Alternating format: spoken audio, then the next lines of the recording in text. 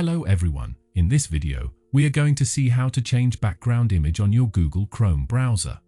To do that, simply open Google Chrome, then open a new tab by clicking the small plus icon at the top and click on Customize Chrome. Look to the Appearance section and click on it. From here, you'll find a collection of background images organized into different categories. Personally, I'm a fan of landscape category, so let me click on that, and as you can see, there are some really beautiful images in here. Simply click on the image you'd like to use as the background for your Google Chrome browser.